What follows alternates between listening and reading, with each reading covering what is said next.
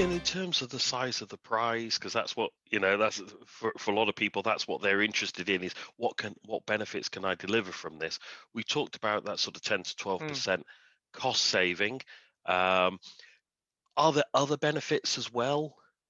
Yeah, absolutely. So that 10 to 12%, it's pretty accurate in our experience, but where that comes from does vary from estate to estate and service to service. So again, you talked about estates being in flux. So someone in, say, the construction industry might typically have many sites coming up and down. So the chances of old sites still being built or inaccuracies in terms of um, uh, emergency provisions going into sites and then being replaced by Ethernets or whatever it might be is always there. Other estates, manufacturing maybe, very stable estate.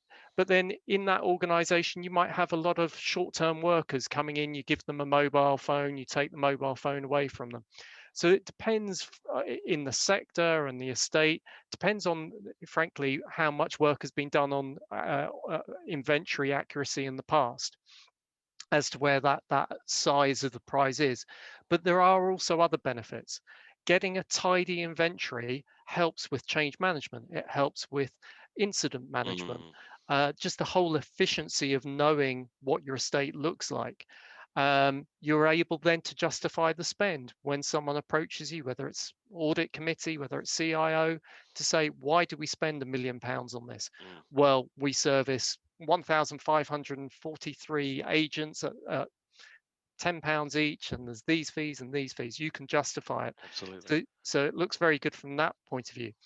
But there are other benefits as well when you do this, particularly from using our experience, our expertise. When we look at these estates, it's quite easy for us to spot aged pricing. So pricing that no longer represents the Mm, market expectation. Now, if you're within a 5-year contract and you're 2 years in and you've got bad pricing, there's not much you can do. But often when we're going into these inventories, particularly on the voice side of things, these things have been running for years and years and years. They're on perhaps on annual renewals or just going month to month. So not only can we see what the inaccuracies are, where the supplier is mismanaging the billing, mm. incorrectly billing you, where you've got duplications, where you've got sites that should be ceased. We're also seeing things like zero billers. So we're seeing lines or people that no longer exist or not required. So we're looking at those to see, is that line needed? Now, it might be there's a very good reason for that line. It might be an alarm line. It might be a lift line. So you don't, just because it's not showing usage doesn't mean it's not important.